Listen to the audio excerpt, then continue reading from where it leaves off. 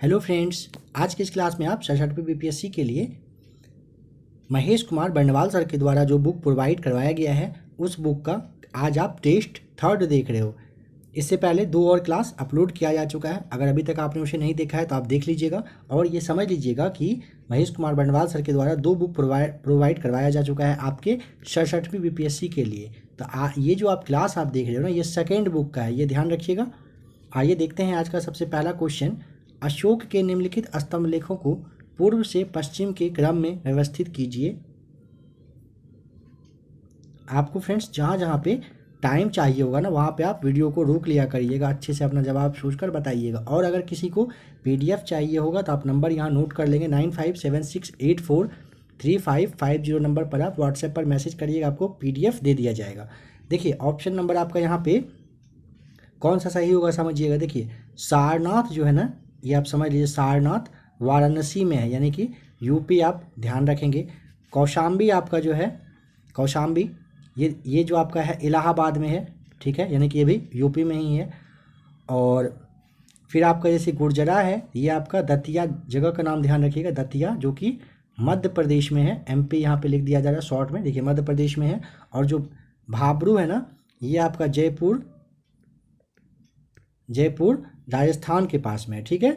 अब देखिए option number आपका यहाँ जो बी दिया हुआ है ना, ये आपका बिल्कुल सही हो जाएगा, यानी कि सबसे पहले सारनाथ, फिर हो जाएगा कौशाम्बी, फिर है गुर्जरा और है फिर भाबरू। ये पूरब से पश्चिम की ओर अशोक के स्तंभ लेख के बारे में आपको बताया गया, तो ऑप्शन बी आप यहाँ पे टिक करेंगे।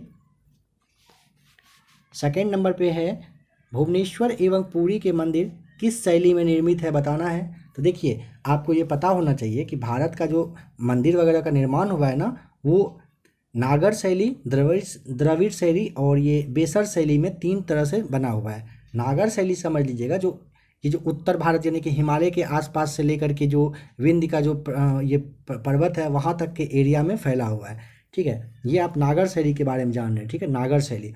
अगर आप एग्जाम्पल के रूप में जानना चाहें तो जैसे उड़ीसा है ना आपका, यहाँ का जो मंदिर वगैरह है ना, ये नागर शैली का सबसे बेस्ट एग्जाम्पल के रूप में आता है। अगर आप यहाँ पे द्रविड़ शैली दिया हुआ है, इसके बारे में देखिए, यह जो है ना आपका चोल शासक के द्वारा बनाया गया जो मंदिर वगैरह था ना, यही था, ठीक है।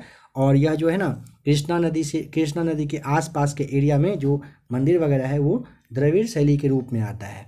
और जो आपका ये बेसर शैली दिया हुआ है, ये इन दोनों का मिक्सअप के रूप में आप जानते हैं, इसे आप बेसर शैली के रूप में मतलब आप कह सकते हैं, यानी कि ये आपका नागर और द्रविड़ शैली का जो मंदिर का जो मिक्सअप रूप है वो आपका बेसर शैली है, ठीक है। आपसे यहाँ पे पूछा गया था कौन सा, भुवनेश्वर एवं पुरी के मंदिर जो है वो किस शैली में निर्मित है, तो ऑप्शन नंबर बी हो जाएगा, नागर शैली, ध्यान रखेंगे। नेक्स्ट क्वेश्चन है, बताइए कि इन युग्मों पर आपको विचार करना है, ठीक है, सूफी संत और उनका रिलेशन बताना है। तो ऑप्शन नंबर आपका यहाँ पे क्या होना चाहिए, देखिए ये जो मुल्फुजात करके है ना, यह आपका हो जाएगा सूफी संतों की बातचीत है, ये ध्यान रखिएगा, सूफी संतों की बातचीत है। मुक्तबात आपका हो जाएगा सूफी संत के द्वारा जो ये जो पत्र वगैरह का जो संकलन किया गया था, इसे मुक्तबात कहा गया। और ये जो तजकीरा है, यह आपका सूफी संत का जो जीवनी का स्मरण है, इसे आप कहते हैं तजकीरा। तो ऑप्शन आपका यहाँ पे क्या हो जाएगा, ऑप्शन नंबर सी यहाँ पे सही हो जाएगा कि केवल 3। यहाँ पे क्या पूछा था कि विचार करना है ना, तो ये जो तंजकीरा है ना, ये सूफी संत की जीवनी का स्मरण है, ये यहाँ पे बिल्कुल सही दिया हुआ है, सामने मैच किया हुआ है, ठीक है। नेक्स्ट क्वेश्चन है, ये आप यहाँ पे ये बात आप ध्यान देंगे कि इस क्वेश्चन में थोड़ा सा डिफरेंस समझिए। कहा है कि निम्नलिखित युग्मों पर विचार कीजिए, ठीक है, विचार तो आपने कर लिया। अब यहाँ पे आपसे पूछा गया है कि उपयुक्त युग्मों में से कौन सा जो है वो सही सुमेलित है, ये आप देख पाए सही, तो सही आपका तीसरा वाला सुमेलित था, तो इसीलिए आपको ऑप्शन नंबर सी केवल 3 यहाँ पे बताना होगा, ऑप्शन 3 सही हो जाएगा। नेक्स्ट क्वेश्चन है, वीर शैव परंपरा का उद्भव निम्नलिखित में से किस राज्य में हुआ।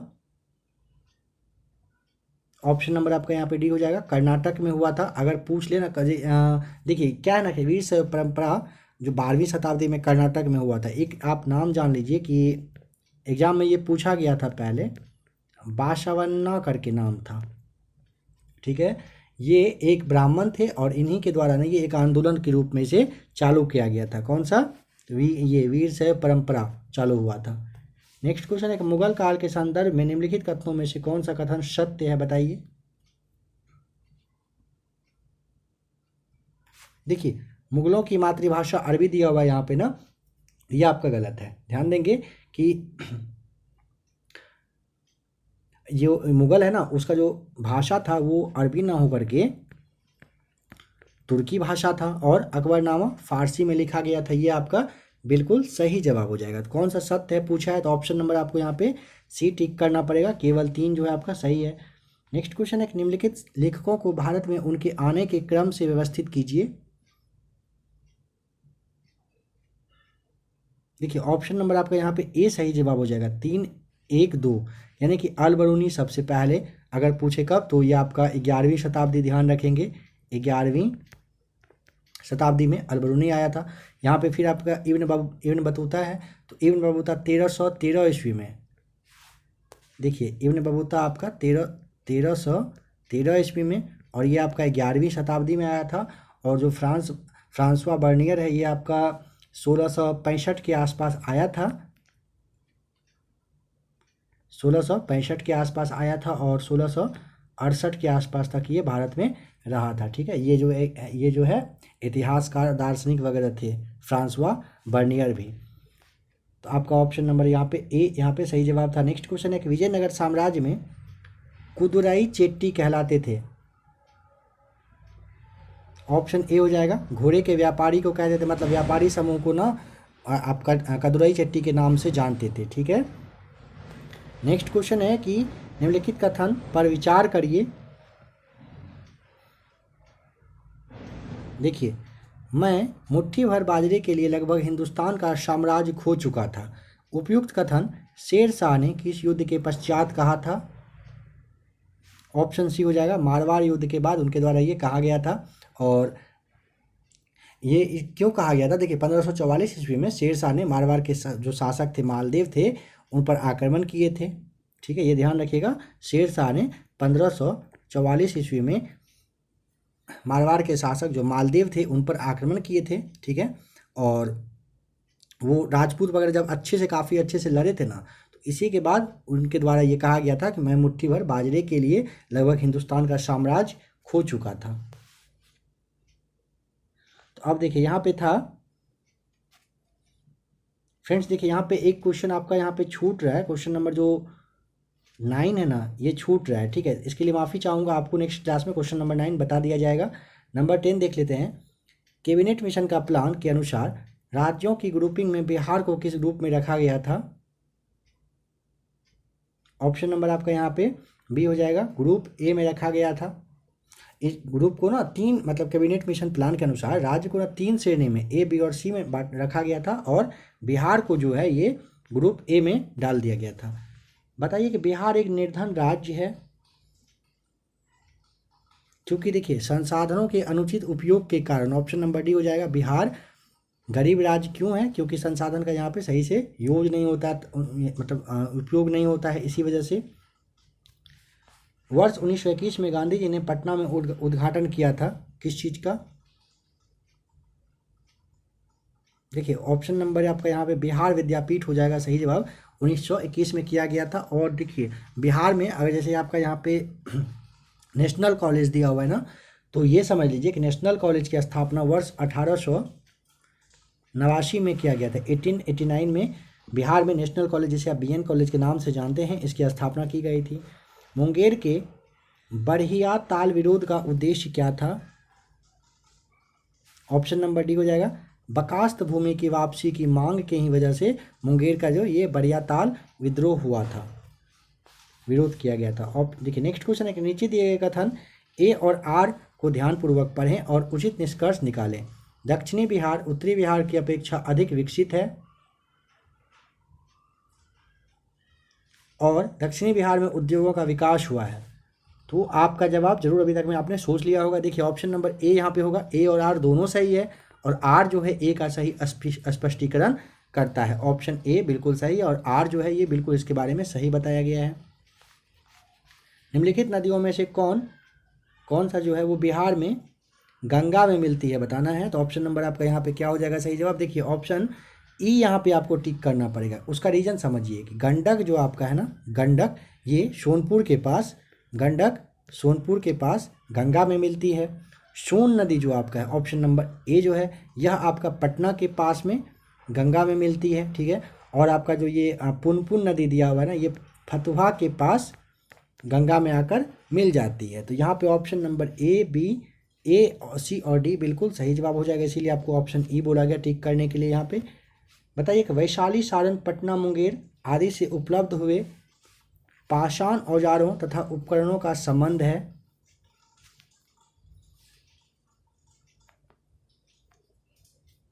फ्रेंड्स देखिए 67वीं बीपीएससी के लिए काफ़ी सारा प्रैक्टिस शीट वगैरह अपलोड किया जा चुका है। अगर अभी तक आपने उसे नहीं देखा है तो आप प्ले लिस्ट में आकर एक बार जरूर देख लीजिएगा। इसका सही जवाब यहाँ पे क्या हो जाएगा, ऑप्शन नंबर ए आपका बिल्कुल सही है। पूरा पाषाण कालीन संस्कृति से नवपाषाण काल संस्कृति तक, मतलब देखिए वैशाली है, पटना है, सारण, मुंगेर, यहाँ इन सभी जगहों पर जो पाषाण कालीन औजार जो पाया गया है ना, ये पूरा पाषाण कालीन संस्कृति से लेकर नवपाषाण कालीन संस्कृति तक का ही अवशेष के रूप में मिला है। तो ऑप्शन ए आपका यहाँ पे बिल्कुल सही जवाब है। बताना है कि नागार्जुनी पहाड़ी में किसने आजीविकों के लिए गुफाओं का निर्माण करवाया था। ऑप्शन नंबर सी हो जाएगा सही जवाब, अशोक और दशरथ के द्वारा करवाया गया था। नेक्स्ट क्वेश्चन है, ऋग्वेद की ऋचाओं में किन दो जैन तीर्थंकरों का उल्लेख है। ऑप्शन नंबर देखिए सी हो जाएगा, ऋषभदेव और अरिस्टिनेमी का उल्लेख है। कहाँ पर, ये दोनों जैन तीर्थंकर हैं जिसका कि ऋग्वेद की ऋचाओं में इन दोनों का उल्लेख किया गया है। ऑप्शन सी यहाँ पे बिल्कुल सही जवाब है। बिहार में पटसन उद्योग की पट्टी स्थित है, कहाँ पर।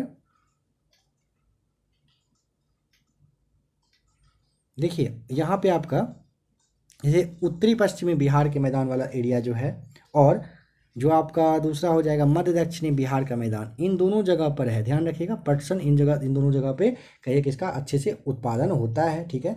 यह जो है ना, और ये जान लीजिए कि पटसन उद्योग में ना मतलब पानी के ना ज़रूरत, मतलब पानी की जो है ना काफ़ी ज़्यादा ज़रूरत होती है, ये भी आप ध्यान रखेंगे। बिहार में गंगा नदी की कुल लंबाई कितनी है।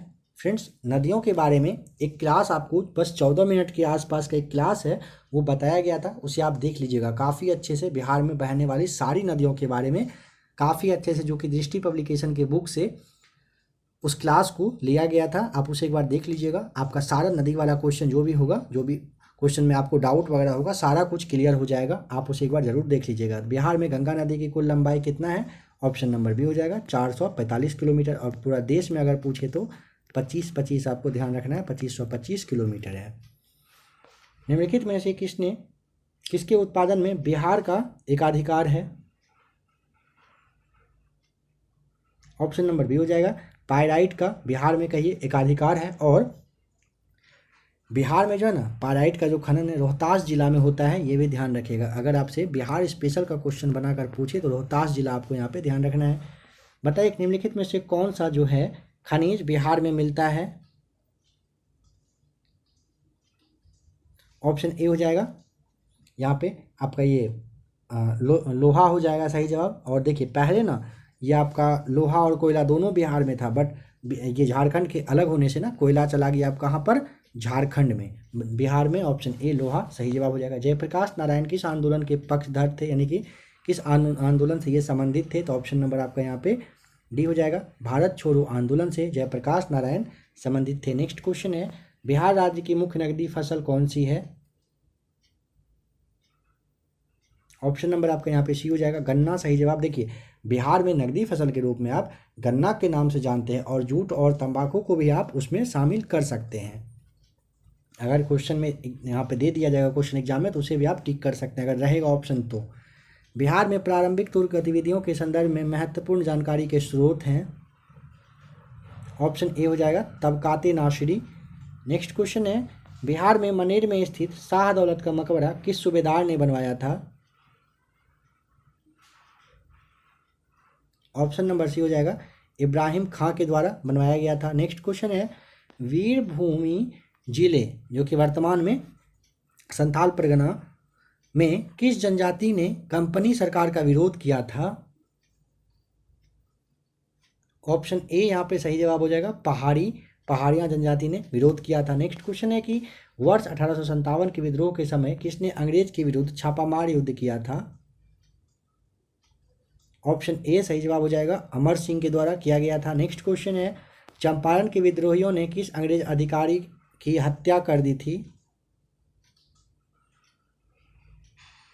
ऑप्शन नंबर सी यहाँ पे सही जवाब हो जाएगा, मेजर होम्स की हत्या चंपारण के विद्रोह के समय में कर दी गई थी, जो कि एक अंग्रेजी अधिकारी थे। बिहार में राष्ट्रीय चेतना जागरण के क्या कारण थे? देखिए, भारतीयों पर अंग्रेजों का अत्याचार, अंग्रेजियों का अहंकारी स्वभाव, औपनिवेशिक सरकार की नक्सलवादी नीति और धार्मिक चेतना एवं राष्ट्रवाद का उदय, ये चारों कारण थे बिहार में राष्ट्रीय चेतना की स्टार्ट होने का। तो ऑप्शन ई आपको टिक करना है, यहाँ पे सभी ऑप्शन बिल्कुल सही है। बिहार का विधानमंडल बनता है, देखिए बिहार का विधानमंडल जो है आपका ये विधान परिषद, विधानसभा और राज्यपाल, इन तीनों से मिलकर बिहार का विधानमंडल बनता है। तो ऑप्शन आपको ई टिक करना पड़ेगा, एक से अधिक सही जवाब है। बिहार में देश की कुल जनसंख्या का प्रतिशत है कितना? ऑप्शन नंबर सी सही जवाब हो जाएगा, 8.60% बिहार में जनसंख्या है टोटल देश का, टोटल मतलब भारत देश का। देखिए, गंगा नदी बिहार के किस जिले में प्रवेश करती है? ऑप्शन नंबर डी यहाँ पे बिल्कुल सही हो जाएगा, गंगा नदी बिहार के भोजपुर में प्रवेश करती है। नेक्स्ट क्वेश्चन है, बताइए कि जनगणना 2011 के अनुसार बिहार में जनगणत्व में कितनी वृद्धि हुई है? तो ऑप्शन नंबर आपका यहाँ पे क्या होगा सही जवाब? ऑप्शन ए हो जाएगा। ध्यान रखिएगा कितना, 225 की वृद्धि हुई है। नेक्स्ट क्वेश्चन है, बिहार में वर्ष 2022-23 तक कितनी ऊर्जा की आवश्यकता का पूर्वानुमान लगाया गया है? ऑप्शन नंबर आपका ए हो जाएगा यहाँ पे सही जवाब, 7054 मेगावाट का। नेक्स्ट क्वेश्चन है, बिहार के किस क्षेत्र में छिपी हुई बेरोजगारी सर्वाधिक है? ऑप्शन नंबर बी हो जाएगा, कृषि, बिल्कुल सही। नेक्स्ट क्वेश्चन है, दलहनों का सर्वाधिक उत्पादन बिहार के किस जिले में होता है? ऑप्शन नंबर डी हो जाएगा, पूर्वी चंपारण में दलहन का सबसे ज़्यादा उत्पादन होता है, ध्यान रखेंगे। ऑप्शन डी बिल्कुल सही जवाब है। बिहार में लाल बलुई मिट्टी का विस्तार कहाँ पाया जाता है? ऑप्शन यहाँ पे डी, रोहतास एवं कैमूर के पठारी भाग में, बिहार के रोहतास एवं कैमूर का जो पठारी एरिया है वहाँ पर लाल बलुई मिट्टी का मतलब काफ़ी ज़्यादा विकास है, वहाँ पे विस्तार है, विकास हो चुका है। नेक्स्ट क्वेश्चन है कि नेहरू एक राष्ट्रभक्त हैं जबकि जिन्ना एक राजनीतिक हैं, यह कथन किसके द्वारा कहा गया था? देखिए, ऑप्शन नंबर आपका यहाँ पे डी हो जाएगा, मोहम्मद इकबाल के द्वारा। थोड़ा सा समझ लीजिएगा, यहाँ पे पंडित जवाहरलाल नेहरू के द्वारा जो पुस्तक लिखी गई है डिस्कवरी ऑफ इंडिया, उसमें यह बताया गया है कि मोहम्मद इकबाल ने उनसे मुलाकात के मतलब जब एक बार मिलने गए थे, भेंट करने गए थे ना, तो उस वक्त वे कहे थे कि आप यानी कि नेहरू जी के बारे में एक राष्ट्रभक्त हैं जबकि जिन्ना जो है एक वो राजनीतिज्ञ हैं। ठीक है, तो ऑप्शन डी यहाँ पे सही जवाब हो जाएगा। अहमदिया आंदोलन के संदर्भ में निम्नलिखित कथनों पर विचार करिए।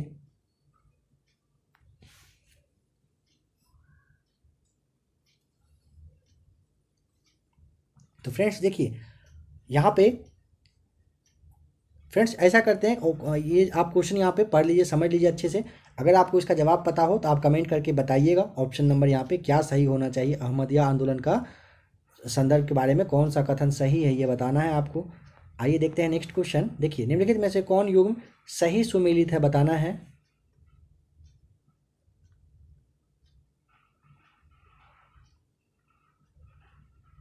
देखिए, ऑप्शन नंबर आपका जो लॉर्ड ये वेलेजली है, सहायक संधि, यह आपका सही है। और आपका वारेन हेस्टिंग्स के बारे में दिया हुआ है, द्वैत शासन की समाप्ति, ये भी बिल्कुल सही है। ठीक है, और देखिए जो पिट्स इंडिया एक्ट है ना, ये 1784 ईस्वी में, ये कार्नवालिस के शासन में नहीं बल्कि ना वारेन हेस्टिंग्स के शासनकाल में, इनके ही शासनकाल में ये मतलब क्या कहिए कि लाया गया था। ठीक है, और देखिए, और जो ऑप्शन नंबर आपका जो ए है ना, ये जो पिट्स इंडिया एक्ट है, इसी के तहत ना सती प्रथा पर रोक लगाया गया था, जो ईस्वी में ये लॉर्ड विलियम बेंटिक के काल में लगाया गया था। ठीक है, जो आपका यहाँ पे दिया हुआ है ना कि ये ऑप्शन नंबर सी जो डलहौजी के काल में सती प्रथा का रोक, ये आपका बिल्कुल गलत हो जाएगा। 1829 में ये आया था। ठीक है, सती प्रथा पर जो रोक है ये किसके, तो ये आपका विलियम बेंटिक के शासनकाल में आया था। तो ऑप्शन सी आपका यहाँ पे गलत है। ठीक है, ए और सी दोनों यहाँ पे गलत हो जाएगा और बी और डी बिल्कुल सही जवाब है। वर्ष 1857 के विद्रोह के दौरान बहादुर शाह ने किसे साहेब ए आलम बहादुर का खिताब दिया था? ऑप्शन नंबर सी हो जाएगा, बख्त खान को दिया गया था। नेक्स्ट क्वेश्चन है, यंग इंडिया जिसका मुंबई में द्विसाप्ताहिक प्रकाशन होता था, उसका किस पार्टी द्वारा एक साप्ताहिक रूप में प्रकाशन प्रारंभ किया गया था? ऑप्शन नंबर बी हो जाएगा, होम रूल पार्टी के द्वारा। समझेंगे थोड़ा सा, यंग इंडिया का बम्बई से जो द्विसाप्ताहिक प्रकाशन होता था ना, वो 7 मई 1919 से यह अहमदाबाद से साप्ताहिक रूप में होम रूल पार्टी के सदस्य, जिसमें कि सदस्य जो थे, जिनमें कि जमुना दास, द्वारका दास और ये शंकरलाल बैंकर थे, इनके द्वारा ये प्रकाशित होने लगा था। ध्यान रखिएगा, ऑप्शन बी यहाँ पे बिल्कुल सही जवाब हो जाएगा। देखिए बताना है यहाँ पे, 19वीं शताब्दी के सामाजिक एवं धार्मिक सुधार आंदोलन के बारे में कौन सा कथन असत्य है? ऑप्शन नंबर आपका यहाँ पे क्या हो जाएगा, आप आराम से पढ़ के जवाब बताइए अपना। ऑप्शन ए, इस आंदोलन में निर्धन सर्वसाधारण वर्ग को सर्वाधिक प्रभावित किया, यह आपका गलत है। देखिए, इसके कारण भारत का आधुनिकीकरण हुआ था, यह सही है। राजा राम मोहन राय को इन सुधारों तथा भारतीय पुनर्जागरण का पिता माना जाता है, सही है। और इसने उच्च वर्ग को प्रभावित किया था, यह भी सही है। ऑप्शन नंबर आपका यहाँ पे ए बस गलत दिया हुआ है। नेक्स्ट क्वेश्चन है, शोर कमेटी का गठन किया गया था? ऑप्शन नंबर बी हो जाएगा, कामागाटा मारू प्रकरण में किया गया था। देखिए, कामागाटा मारू प्रकरण के बारे में जान लीजिए। कनाडा में भारतीयों के प्रवेश से संबंधित एक वो वहाँ पे कहिए कि विवाद था। ठीक है, ध्यान रखिएगा, कामागाटा मारू जो है ये कनाडा में भारतीयों को एंट्री लेने से एक रिलेटेड एक वहाँ पे विवाद था। देखिए, निम्नलिखित में से कौन एक खिलाफत आंदोलन था, बताना है। ऑप्शन नंबर आपका यहाँ पे सी हो जाएगा। मतलब देखिए, क्वेश्चन है निम्नलिखित में से कौन एक खिलाफत आंदोलन का विरोधी था? तो मदन मोहन मालवीय हो जाएगा यहाँ पे सही जवाब।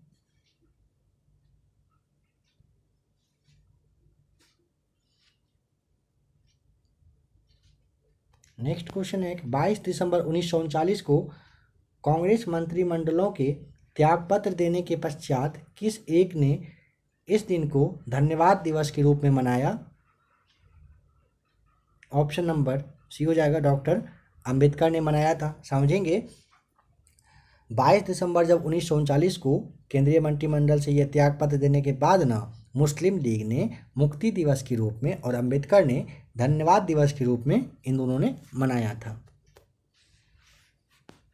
मुस्लिम लीग तथा कांग्रेस के मध्य संवैधानिक गतिरोध को हल करने के लिए द वे आउट नामक पैम्पलेट जारी किया था, किसने? देखिए, 1944 ईस्वी में राजगोपालचारी के द्वारा मुस्लिम लीग और कांग्रेस के मध्य में ना संवैधानिक गतिविधि जो हुआ था उसको रोकने के लिए, उसको दूर करने के लिए द वे आउट नामक एक पैम्पलेट जारी किया था। तो ऑप्शन ए यहाँ पे सही जवाब हो जाएगा। बताइए कि इन विद्रोहों में से कौन सा एक कालक्रम के अनुसार सबसे पहले घटित हुआ था? ऑप्शन नंबर जो आपका सी दिया हुआ है ना, सन्यासी विद्रोह, यह आपका सही हो जाएगा। 1763 से लेकर ये 1800 तक चला था। कोल विद्रोह आपका इसके बाद 1831 से 32 में चला हुआ था। और ये जो आपका पानबा है ये आपका 1873 ध्यान रखेंगे। और दक्कन विद्रोह आपका 1875 में हुआ था। ऑप्शन तो फिलहाल आपका सी यहाँ पे सही जवाब हो जाएगा। निम्नलिखित युग्मों में से कौन सा एक सही सुमेलित नहीं है, सही बताना है जो सुमेलित नहीं है। तो ऑप्शन नंबर आपका यहाँ पे देखिए जो बी दिया हुआ है ना, इंटरनल इंडिया, ये आपका सही जवाब हो जाएगा। यहाँ पे जो एनी बेसेंट दिया हुआ है ये गलत है। ये जो है ना इंदिरा गांधी के द्वारा लिखा गया पुस्तक है। ऑप्शन बी यहाँ पे असत्य दिया हुआ है आपका। निम्नलिखित में से कौन वर्ष 1934 में स्थापित कांग्रेस समाजवादी दल से संबंधित थे। तो देखिए आचार्य नरेंद्र देव, जयप्रकाश नारायण, अच्युत पटवर्धन, फूलन प्रसाद वर्मा, ये चारों ये कांग्रेस समाजवादी दल के ही सदस्य थे। तो ऑप्शन ए हो जाएगा यहाँ पे सही जवाब। सविनय अवज्ञा आंदोलन के दौरान उत्तर पश्चिम सीमा प्रांत के कबाइलों द्वारा किन्हें मंगल बाबा की उपाधि प्रदान की गई थी। देखिए 1930 में सविनय अवज्ञा आंदोलन के समय में उत्तर पश्चिम सीमा के पास में कबाइली लोग जो रहते थे उनके द्वारा महात्मा गांधी जी को मंगल बाबा की उपाधि दी गई थी। बताइए कि स्थापना के अनुसार कालक्रम में व्यवस्थित करना है आपको। ऑप्शन नंबर देखिए इसका हो जाएगा, पहले तो आप देख लीजिए कि देव समाज है ना ये 1887 में, फिर आपका ब्रह्म समाज हो जाएगा 1820, थियोफिकल सोसाइटी की 1875 और रामकृष्ण मिशन का 1897 में स्थापना हुआ था। काफ़ी बार इन सारे पॉइंट्स को आपको एग्जाम में ये प्रैक्टिस सेट में पहले बता दिया गया है। ऑप्शन नंबर आपका यहाँ पे डी हो जाएगा सही जवाब। 2, 3, 1, 4 आपका बिल्कुल सही जवाब हो जाएगा। 2, 3 फिर आपका हो जाएगा इसके बाद 1 और फिर लास्ट में ऑप्शन डी यहाँ पे सही जवाब हो जाएगा। पूना की संधि 13 जून 1887 ईस्वी के बारे में बताना है। इसके संदर्भ में निम्नलिखित में से कौन सा कथन सही है। देखिए यह संधि तृतीय आंग्ल मराठा युद्ध का परिणाम था, यह सही दिया हुआ है। और आपका ऑप्शन ले लीजिए बी, यह एल्फिस्टन तथा बाजीराव प्रथम के मध्य में हुआ था, यह भी आपका बिल्कुल सही दिया हुआ है। तो ऑप्शन ए और बी यहाँ पे सही है। तो ऑप्शन नंबर आपको ई टिक करना है यहाँ पे। बताइए कि निम्नलिखित घटनाओं को सही कालानुक्रम में निर्दिष्ट करना है। सबसे पहले कौन कौन सा घटना हुआ था बताना है। तो ऑप्शन नंबर आपका यहाँ पे क्या हो जाएगा सही जवाब।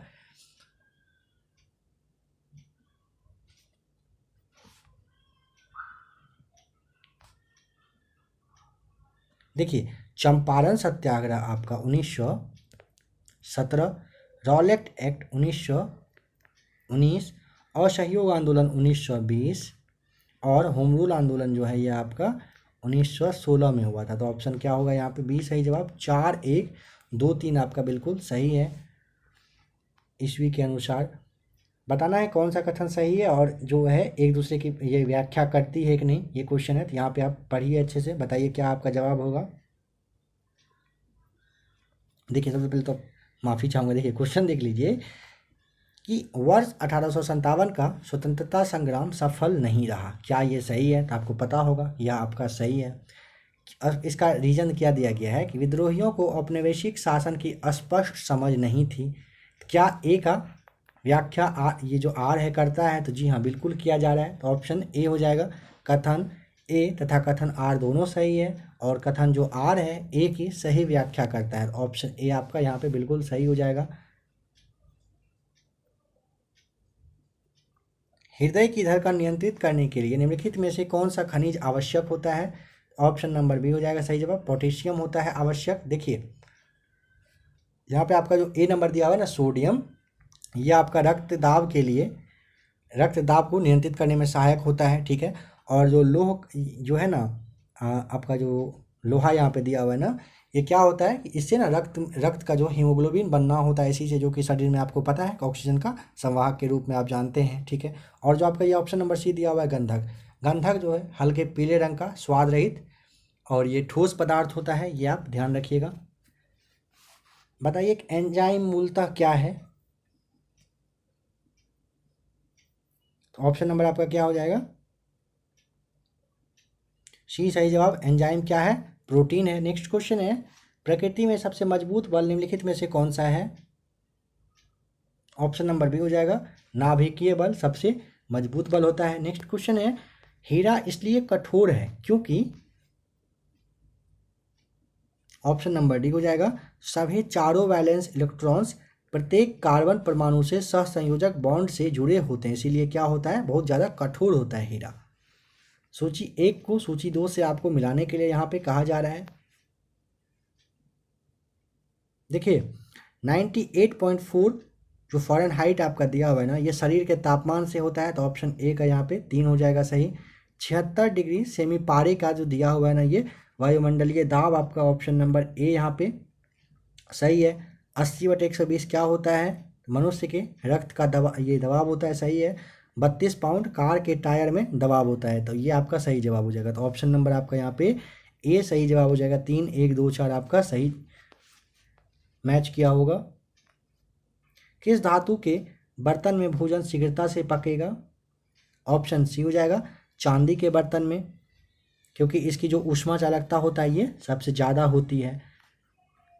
जिन मिश्रित द्रवों के क्वथनांक में बहुत कम अंतर होता है उन्हें निम्नलिखित में से किस विधि द्वारा अलग किया जाता है?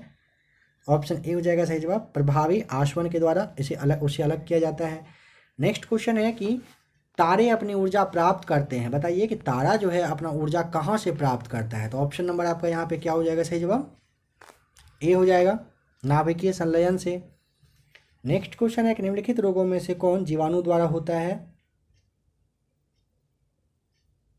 देखिए हैजा, सुजाक, फ्लेग और ये जो सिल्फिस दिया हुआ है, ये चारों बीमारी ना जीवाणु के ही द्वारा होता है। इसके अलावा जैसे आपने टाइफाइड का नाम सुना है, तपेदिक है, काली खांसी, टिटनस, ये सारे जीवाणुओं के द्वारा ही होने वाले रोग हैं, ध्यान रखिएगा। नेक्स्ट क्वेश्चन है कार के इंजन में नॉकिंग से बचने के लिए निम्नलिखित में से कौन प्रयोग में लाया जाता है? तो ऑप्शन नंबर आपका यहाँ पे सी हो जाएगा टेट्रा एथिलेट का यूज किया जाता है। नेक्स्ट क्वेश्चन है गति प्रेरक का कार्य क्या होता है, यानी कि जिसे आप पेस मेकर कहते हैं, पेस मेकर का क्या काम है?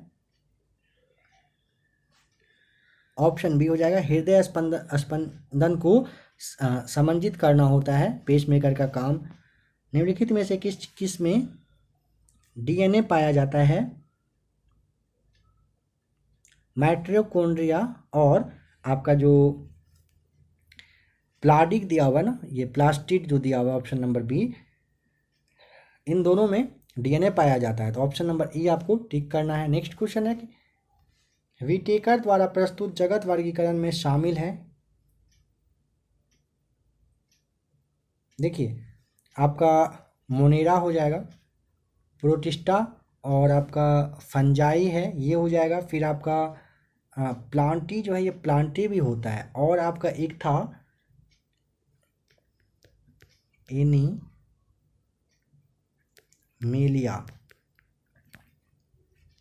ये सारे विटेकर के द्वारा जगत ये प्रस्तुत जगत वर्गीकरण में शामिल हैं, ये पांचों। तंत्रिका उत्तक की इकाई है, ऑप्शन बी हो जाएगा सही जवाब न्यूरॉन है। नेक्स्ट क्वेश्चन है निम्नलिखित में से किस पादप वर्ग को उभयचर कहा जाता है? ऑप्शन नंबर सी हो जाएगा ब्रायोफाइटा को उभयचर के रूप में आप जानते हैं। कोशिका के चारों ओर प्लाज्मा की झिल्ली पाई जाती है, यह झिल्ली बनी होती है किस चीज़ की? ऑप्शन नंबर बी हो जाएगा लिपिड और प्रोटीन का ये बना होता है। नेक्स्ट क्वेश्चन है कि जिप्सम में प्रकाश के विभिन्न रंगों का विभाजन कहलाता है, ऑप्शन नंबर डी हो जाएगा प्रकाश का वर्ण विक्षेपण के रूप में आप जानते हैं। देखिए नंबर 74 है निम्नलिखित में से कौन सा आर्किमिडीज सिद्धांत के अनुप्रयोग हैं?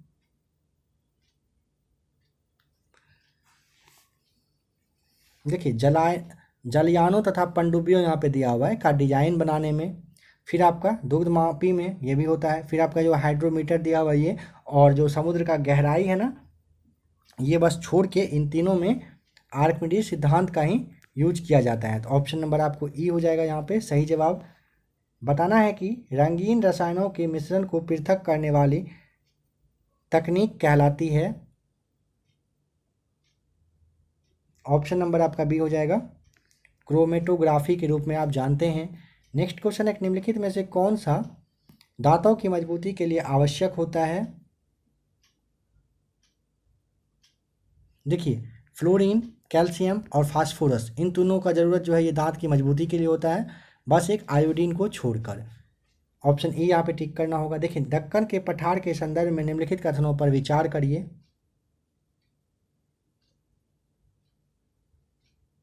देखिए दिया हुआ है कि पूर्वी घाट की तुलना में पश्चिमी घाट ऊंचे और अवतरित है। तो यह जान लीजिए कि दक्कन का जो पठार है पूर्वी घाट की तुलना में पश्चिमी घाट यहाँ पे ऊंचा जो अवतरित दिया हुआ है ये आपका सही है। फिर है पश्चिमी घाट की ऊंचाई उत्तर से दक्षिण की तरफ घटती है, यहाँ पे दिया हुआ है ना, तो ये आप यहाँ पे ध्यान रखिएगा, घटता नहीं है बल्कि बढ़ता है। ठीक है। प्रायद्वीपीय पठार का सबसे ऊंची चोटी अनाईमुड़ी पश्चिमी घाट में स्थित है, दिया हुआ है, यह आपका बिल्कुल सही जवाब है। ठीक है। प्रायद्वीपीय पठार का सबसे ऊंचा चोटी जो है अनाईमुड़ी पश्चिमी घाट में ही है। अगर इसकी आपसे ऊंचाई भी पूछ लिया जा सकता है तो 2695 मीटर आपको ध्यान रखना है। और पश्चिमी घाट का स्थानीय नाम सह्याद्री है, यह भी आपका बिल्कुल सही दिया हुआ है। तो ऑप्शन बस बी यहाँ पे गलत था, यहाँ पे घटती की जगह बढ़ती होगा। बाद बाकी ऑप्शन नंबर आपका यहाँ पे क्या हो जाएगा, ई सही जवाब हो जाएगा। निम्नलिखित में से कौन कौन सी नदियां अपना जल बंगाल की खाड़ी में गिराती है। देखिए बंगाल की खाड़ी में जो पूछा है आपसे ना, सुनिएगा समझिएगा, कौन कौन सा, तो आपका ये गंगा है, यहाँ पे तो नहीं दिया हुआ है, गंगा हो जाएगा, ब्रह्मपुत्र है, फिर आपका महानदी है, महानदी, फिर आपका कृष्णा हो जाएगा, ये सारे हैं। और अगर आपसे पूछे कि अरब सागर में गिरने वाली, तो ये जो तापी नदी है ना, ये अरब सागर में गिरती है। अरब सागर में तापी के अलावा आपका ये सिंधु है, नर्मदा है, माही है, पेरियार है, ये सारे अरब सागर में जाकर मिल जाती है। लेटेराइट मृदा के संदर्भ में निम्नलिखित कथनों में से कौन सा सत्य है। चाहे तो वीडियो को रोक लीजिएगा। ऑप्शन नंबर आपका यहाँ पे लेटेराइट मृदाएं कृषि के लिए पर्याप्त उपजाऊ नहीं है, ये आपका यहाँ पे बिल्कुल क्या है, सही दिया हुआ है, ध्यान रखिएगा। ठीक है। और बाद बाकी आपका जो है, जैसे ये उच्च तापमान एवं भारी वर्षा वाले क्षेत्रों में विकसित होते हैं, यह सही है। इन मृदाओं में लौह ऑक्साइड और पोटास की कमी होती है। तो देखिए ये लौह ऑक्साइड और पोटास की यहाँ पे कमी ना होकर के यहाँ पे अगर अधिक रहता ना, ये सही हो जाएगा, ये अधिकता यहाँ पे ऐसे समझिए होती है। काजू की फसल के लिए लाल लेटेराइट मृदाएं काफ़ी मतलब अधिक उपयुक्त में यहाँ पे दिया हुआ है, तो यह आपका ना बिल्कुल सही है। ठीक है। और जैसे तमिलनाडु, आंध्र प्रदेश, केरल है ना, इन सारे एरिया में काजू की खेती काफ़ी अच्छे से होती है। ऑप्शन नंबर आपका यहाँ पे क्या हो जाएगा, ई सही जवाब। बिहार में हिंदुस्तान सोशलिस्ट रिपब्लिकन आर्मी का प्रमुख केंद्र कहाँ था। छपरा और आपका पटना। ऑप्शन ए और सी यहाँ पे सही जवाब हो जाएगा। बताइए कौन सा सही सुमेलित नहीं है। तो देखिए कावेरी कर्नाटक, तापी मध्य प्रदेश सही है। गोदावरी जो आपका है ये आंध्र प्रदेश ना होकर के नासिक हो जाएगा। और महानदी आपका महाराष्ट्र ना होकर छत्तीसगढ़ हो जाएगा। तो सही नहीं है पूछा है, ए और बी सही नहीं है, सी और डी यहाँ पे सही मैच किया हुआ है। मानसूनी, देखिए शीतकालीन मानसूनी पवनों के द्वारा भारत में वर्षा नहीं होती है, इसके लिए निम्नलिखित में से क्या कारण हो सकते हैं, बताना है।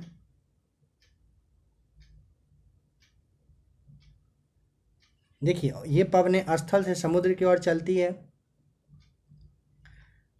इनमें नमी बहुत कम होती है और स्थल में घर्षण के कारण इन पवनों का तापमान बढ़ जाता है, ये आपका सही यहाँ पे कारण दिया हुआ है। तो ऑप्शन ए बी सी तीनों कारण यहाँ पे सही है, तो ऑप्शन ई आपको टिक करना है। देखिए निम्नलिखित झीलों को उत्तर से दक्षिण दिशा के क्रम में व्यवस्थित करना है। वीडियो को रोक लीजिएगा अगर आपको टाइम चाहिए होगा। देखिए ऑप्शन नंबर आपका यहाँ पे जो आपका ग्रेट बैरियर झील है नंबर फर्स्ट पे हो जाएगा, फिर आपका जो नंबर 4 है ये हो जाएगा सेकेंड, फिर आपका तीसरा सही है और दूसरा वाला नंबर ऐसे 4, यानी 1 2 3 और 4 इस तरीके से सही जवाब यहाँ पे हो जाएगा। तो ऑप्शन नंबर बी हो जाएगा 1 4 1 4-3-2, हाँ 1-4-3-2 ऑप्शन नंबर बी आपका सही जवाब है।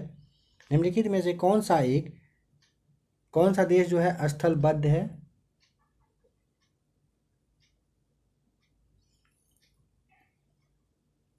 देखिए पेरू जो है आपका ये दक्षिण अमेरिका के पश्चिमी तट पर, फिर आपका जो उरुग्वे दिया हुआ है यह आपका दक्षिण अमेरिका के ही पूर्वी तट पर समुद्र से ये दोनों जुड़ा हुआ है, ठीक है। और जो बोलीविया है और जो पराग्वे है ना, ये दक्षिण अमेरिका के स्थलबद्ध देश के रूप में है। बोलीविया और पराग्वे जो है ये आपका स्थलबद्ध देश के रूप में है, ये ध्यान रखिएगा। ऑप्शन नंबर बी और सी यहाँ पे बिल्कुल सही हो जाएगा। निम्नलिखित पहाड़ियों को उत्तर से दक्षिण के क्रम में लगाना है। तो सबसे पहले महादेव पहाड़ी, फिर हो जाएगा नीलगिरी पहाड़ी, फिर हो जाएगा कार्डेमम पहाड़ी। तो ऑप्शन ए से 1, 2 और 3 सही हो जाएगा। नहीं मतलब हाँ 1, 3, 2, तो यानी कि आपको देखिए ऑप्शन बी नंबर जो है ये सबसे पहले महादेव, फिर नीलगिरी और कार्डेमम पहाड़ी उत्तर से दक्षिण की ओर दिशा में है। सूची 1 को सूची 2 के साथ सुमेलित करिए और नीचे दिए गए कूटों का सही चयन करना है। खनिज और उत्पादन राज्य के बारे में यहाँ पे बताना है।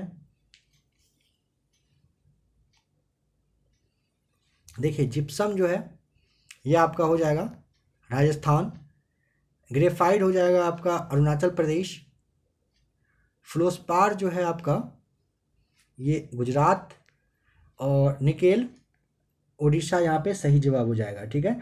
इसके लिए आपको ऑप्शन नंबर आपका यहाँ पे सी सही जवाब हो जाएगा। 4-1-2 माफ़ कीजिएगा 4-3-2-1 बिल्कुल सही जवाब हो जाएगा। निम्नलिखित राज्यों में से किस राज्य का ग्रामीण जनसंख्या का प्रतिशत सबसे ज़्यादा है? तो ऑप्शन नंबर आपका यहाँ पे डी हो जाएगा, बिहार का सबसे ज़्यादा है।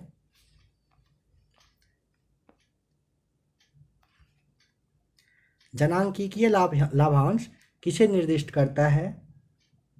ऑप्शन नंबर बी हो जाएगा, किसी जनसंख्या की तरुण आयु संरचना को। नेक्स्ट क्वेश्चन है, भारत में पाई जाने वाली लुसाई जनजाति के संदर्भ में नीचे दिए गए विकल्पों में से असत्य कथन को चुनकर निकालना है। देखिए ये केवल झारखंड में है, गलत है, क्योंकि यह जो है ना मिजोरम, असम, त्रिपुरा, मणिपुर इन सारे राज्यों में होता है, ठीक है। फिर इसका संबंध दिया है कार्केशियन प्रजाति से है, तो यह आपका गलत हो जाएगा। इसका जो संबंध है यहाँ पे लिखा जा रहा है, देखिए मंगोलायड से प्रजाति से ये संबंधित होते हैं, ठीक है। और दिया हुआ है इसे खुले समागम से संबंधित स्वानमन की प्रथा प्रचलित है इनमें। तो यहाँ पे जो है ना आपका ये आपका सही जवाब दिया हुआ है, ठीक है। और इन जनजातियों के पुरुष एवं महिला छोटे छोटे बाल रखते हैं, दिया हुआ है ना, तो ये गलत हो जाएगा। छोटे बाल ना रख करके बड़ा बड़ा बाल ये लोग रखते हैं। कौन से? लुसाई जनजाति। तो आपको ऑप्शन यहाँ पे ई टिक करना होगा। भारतीय संविधान की प्रस्तावना 4 उद्देश्यों को निर्धारित करती है, इनमें से कौन उसमें शामिल नहीं है?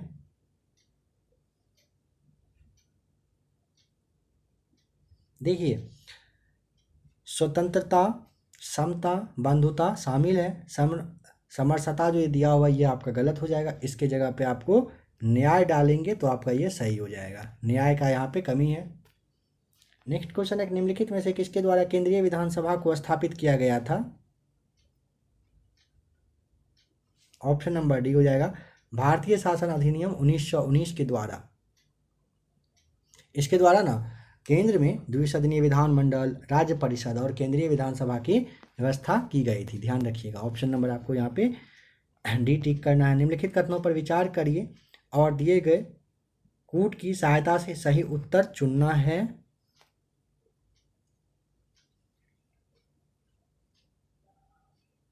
देखिए राज्य के नीति निर्देशक तत्व केवल एक निर्देश के साधन प्रतीक होते हैं, यह सही है। और यह प्रकृति में गैर परिवर्तनीय है, यह भी सही है।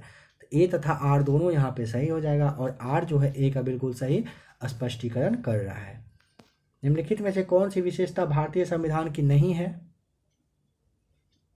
ऑप्शन डी हो जाएगा, राज्य का धर्म से बेलगाव। कहने का मतलब है भारतीय संविधान जो है ना ये मतलब सुनिश्चित करता है कि राज्य का कोई भी धर्म नहीं होगा, लेकिन यह भी मतलब सुनिश्चित करता है कि राज्य सभी धर्मों का संरक्षण करेगा, मतलब सबका वो रिस्पेक्ट करेगा और किसी धर्म से प्यार या फिर किसी से नफरत नहीं करेगा।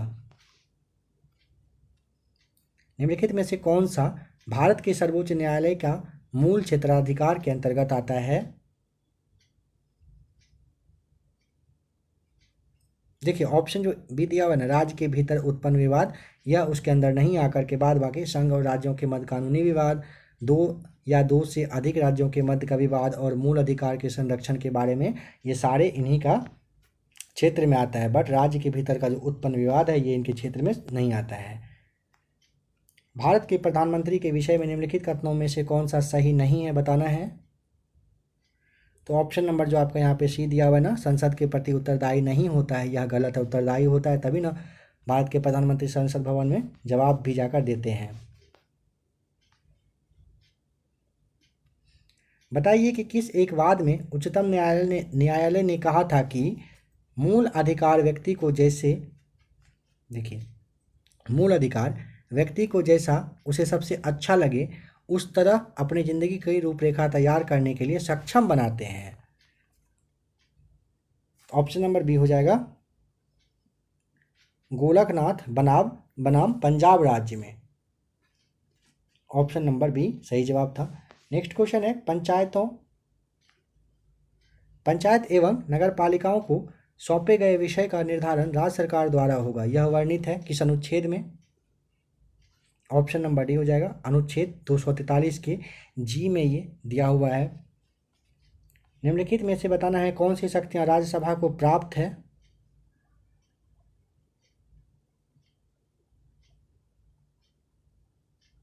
देखिए धन विधेयक में संशोधन प्रस्तावित करना,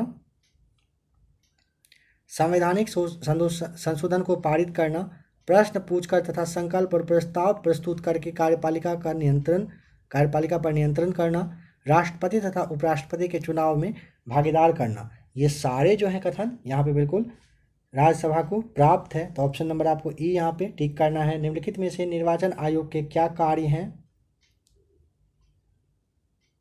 देखिए मतदाता सूची का नवीनीकरण करना, चुनाव का समय व कार्यक्रम तय करना, सही है। राजनीतिक दलों एवं उम्मीदवारों के लिए आदर्श आचार संहिता लागू करना, सही है। निर्वाचन क्षेत्रों की सीमाएं निर्धारित करना, यह बस एक यहाँ पे गलत है, ये निर्वाचन क्षेत्र की सीमाएं निर्धारित नहीं करते हैं। ऑप्शन नंबर आपका ई सही जवाब हो जाएगा। तीन यहाँ पे ए बी सी तीनों उन्हीं का काम है। अनुच्छेद 370 भारत के संविधान में कब शामिल किया गया था?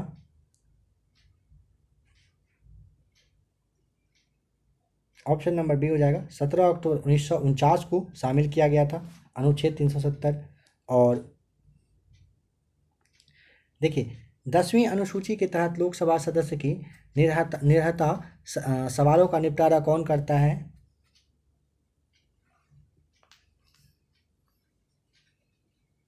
लोकसभा अध्यक्ष। ऑप्शन नंबर सी यहाँ पे बिल्कुल सही जवाब हो जाएगा। बताइए कि कौन सा यहाँ पे सही सुमेलित है?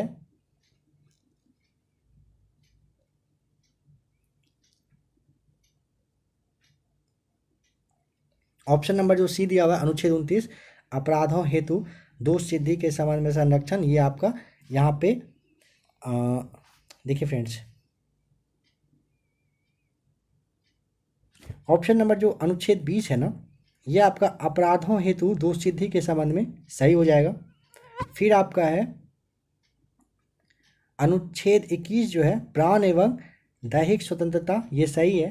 नंबर सी अनुच्छेद जो 29 दिया हुआ ये आपका हो जाएगा अल्पसंख्यकों की भाषा, लिपि और संस्कृति की सुरक्षा, सही हो जाएगा। अनुच्छेद 31 जो है अल्पसंख्यक वर्गों का शिक्षण संस्थाओं की स्थापना का अधिकार, सही हो जाएगा। तो 102 नंबर आपका जो है इसका सही जवाब आपका क्या हो जाएगा? ऑप्शन नंबर आपका यहाँ पे सी हो जाएगा सही जवाब। ए का 3, बी का 2 था, सी का 1 और डी का 4 सही जवाब मिला हुआ है। निम्नलिखित कथनों पर विचार करिए। बैंकों के अलावा मुख्य रूप से शहरी क्षेत्रों में सस्ते ऋण का एक अन्य स्रोत सहकारी समितियां हैं, क्या ये सही है? ये नहीं सही है, गलत है। क्योंकि देखिए ग्रामीण क्षेत्र में ना सस्ता ऋण मतलब मिलता है, यहाँ पे दिया हुआ है कि शहर बैंक के अलावा मुख्य रूप से शहरी क्षेत्र में सस्ते ऋण का एक अन्य स्रोत सहकारी समिति है, ये आपका गलत हो जाएगा। और सहकारी समितियों के सदस्य अपने संसाधनों का कुछ क्षेत्र में सहयोग के लिए एकत्र करते हैं, ये आपका सही है। तो आपसे क्या पूछा था, कौन सा कथन सत्य है ना, तो केवल दूसरा नंबर वाला सत्य है। किसी चेक के सबसे निचले हिस्से में निम्नलिखित में से क्या क्या अंकित होता है? ऑप्शन नंबर आपका यहाँ पे क्या हो जाएगा? चेक नंबर होता है सबसे पहले, और बैंक के द्वारा जो प्रयुक्त कोड है ऑप्शन नंबर डी, यह भी सबसे नीचे होता है। यहाँ पे खाता नंबर और बैंक खाता संख्या ये नहीं होता है। ऑप्शन ई आपका यहाँ पे टिक करना है, एक से ज़्यादा यहाँ पे क्या है, सही है। लाहौर षड्यंत्र केस के सरकारी गवाह कौन थे जिसकी जो है बैकुंठ शुक्ला ने हत्या कर दी थी? ऑप्शन ए हो जाएगा फणींद्रनाथ घोष। देखिए 9 नवंबर 1932 को लाहौर षड्यंत्र केस में सरकारी गवाह फणींद्रनाथ घोष को ये बैकुंठ शुक्ल ने इनकी हत्या कर दी थी। और ये जो हत्या हुआ था ना, इसके लिए बैकुंठ शुक्ल को कितना 14 अप्रैल 1933 को, 32 के एक साल के बाद 33 में इनको फांसी दे दी गई थी हत्या करने के मतलब विरोध जुर्म में। यूएनडीपी द्वारा प्रकाशित मानव विकास रिपोर्ट में देशों की तुलना के आधार पर कौन से कारक शामिल हैं? देखिए शैक्षणिक स्तर हो जाएगा, और ये जो स्वास्थ्य स्थिति रिपोर्ट होता है ये, और प्रति व्यक्ति की आय, इन तीनों के अनुसार क्या है यूएनडीपी द्वारा प्रकाशित किया जाता है कौन सा? मानव विकास रिपोर्ट। ये सब को मिलाकर ही रिपोर्ट तैयार किया जाता है। बताइए कौन सा यहाँ पे सही मैच किया हुआ है, और मतलब सही मैच करके आपको उत्तर देना है। यहाँ पे क्या हो जाएगा? देखिए प्राथमिक क्षेत्र गतिविधि जो आपका दिया हुआ है ना, ये मत्स्य हो जाएगा। द्वितीयक क्षेत्र गतिविधि में आपका ईंट निर्माण आता है, और तृतीयक क्षेत्र में आपका परिवहन आता है। ठीक है, तो ऑप्शन नंबर आपका यहाँ पे बी जो है 1 का 3, बी का ए और सी का 2 सही जवाब हो जाएगा। भारत सरकार द्वारा वर्ष 1991 में नई आर्थिक नीति अपनाने के उत्तरदायी कारण क्या थे?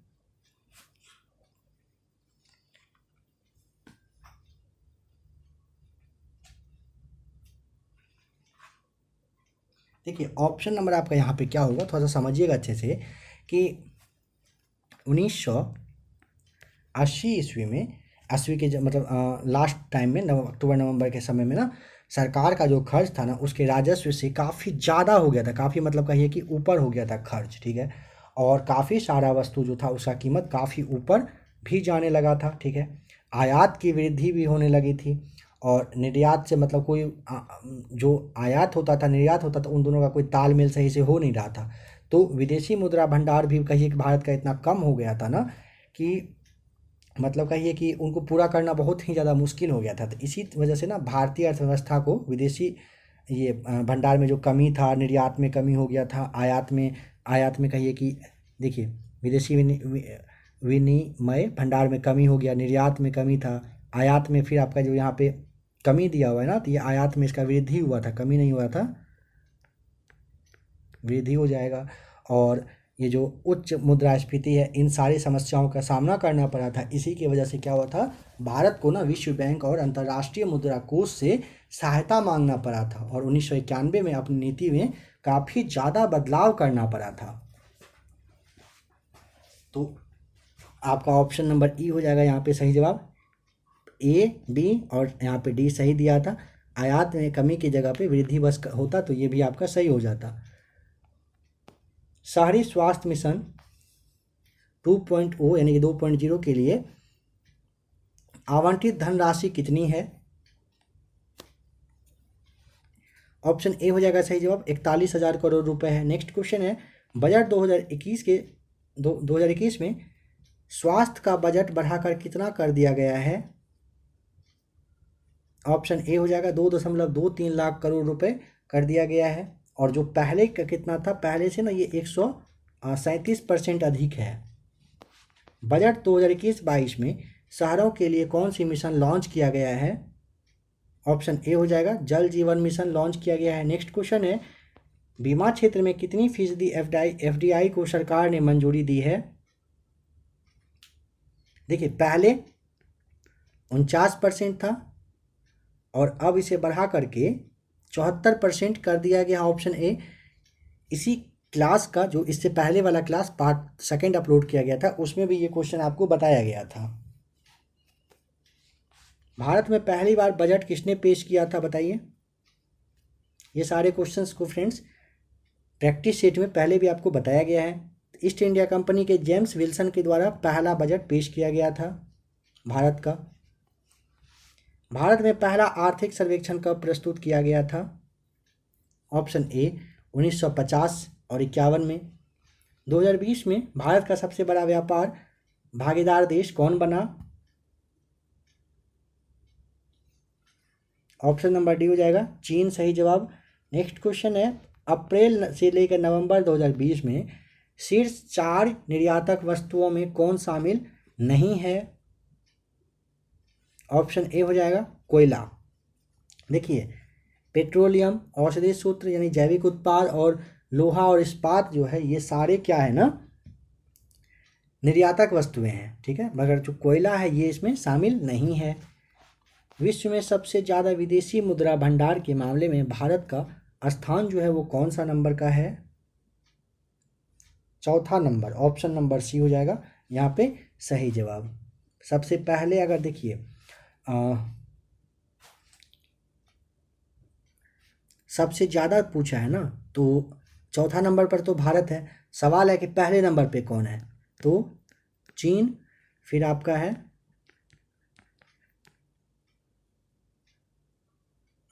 फिर आपका हो जाएगा जापान और तीसरा नंबर पे है स्विट्जरलैंड और चौथे पे आपका भारत देश है। बताइए कि हाल ही में मानव हाथी संघर्ष की घटनाओं में कमी लाने के लिए प्रोजेक्ट रिहैब की शुरुआत कहाँ से की गई है। कर्नाटक हो जाएगा, कर्नाटक के कोडागू से। ऑप्शन नंबर बी यहाँ पे सही जवाब हो जाएगा। 26 जून 2020 को गरीब कल्याण रोजगार अभियान कार्यक्रम का शुभारंभ कहाँ से किया गया है। ऑप्शन नंबर डी हो जाएगा उत्तर प्रदेश से किया गया है। 21 जून 2021 को मनाए गए अंतर्राष्ट्रीय योग दिवस की थीम क्या थी। 21 जून 2021 के बारे में पूछा है। Option number B yoga for wellness हो जाएगा सही जवाब। हाल ही में जहां वोट वहां टीकाकरण अभियान की शुरुआत किस राज्य के द्वारा की गई। ऑप्शन नंबर डी दिल्ली, जो कि पता होगा केंद्र शासित प्रदेश है, यहाँ से स्टार्ट किया गया था। हाल ही में institute for economics and peace ने 15वें संस्करण वैश्विक शांति सूचकांक पर रिपोर्ट जारी की है। इसमें भारत को कौन सा स्थान प्राप्त हुआ है। ऑप्शन नंबर बी 135वां नंबर पे भारत है। 24 अप्रैल 2021 को भारत के 48वें मुख्य न्यायाधीश के रूप में किसने शपथ लिया है।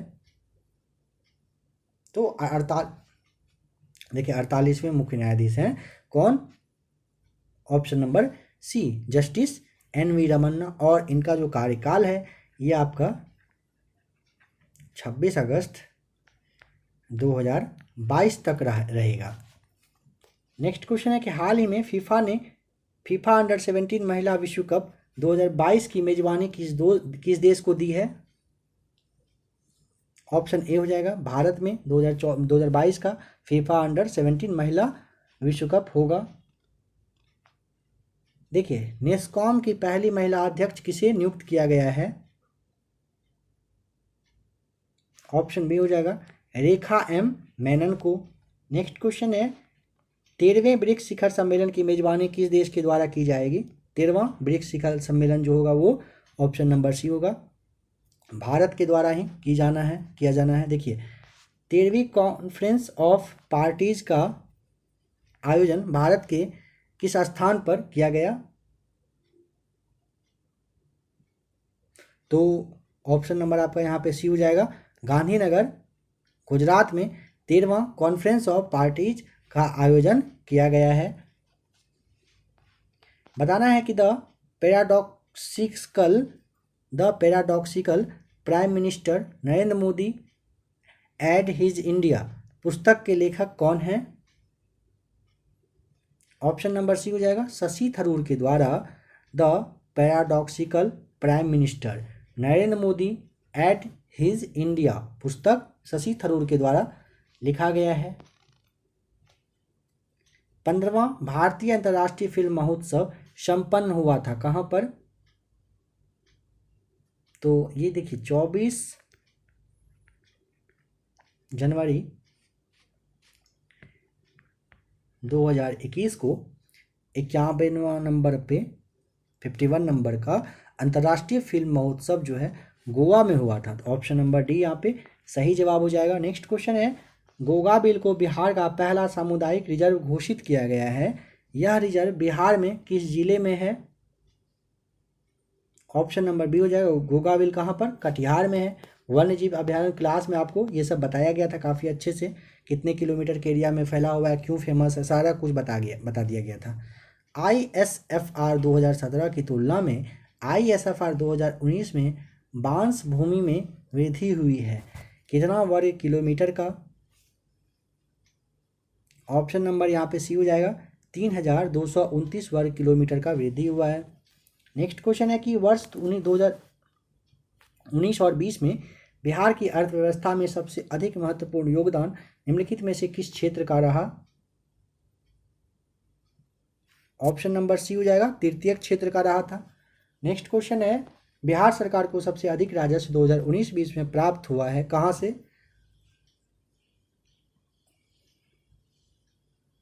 तो आपका हो जाएगा यहाँ पे ए नंबर, कर राजस्व से। फ्रेंड्स देखिए पीछे वाले क्वेश्चन में एक बात आप यहाँ पे समझ लेंगे तो अच्छा रहेगा। प्राथमिक क्षेत्र में टोटल 3.6% का, फिर आपका द्वितीयक क्षेत्र में आपका है 8.2% और तृतीयक क्षेत्र में 8.5% का जो है ना परसेंट का बिहार की अर्थव्यवस्था में योगदान रहा है। परसेंट में भी आप देख लिए, हो सकता है पूछ ले, इसीलिए आपको बता दिया गया। देखिए बिहार का सबसे बड़ा इंडस्ट्रियल पार्क निम्नलिखित में से किस जिले में विकसित किया जा रहा है? ऑप्शन ए हो जाएगा, गया जिले में।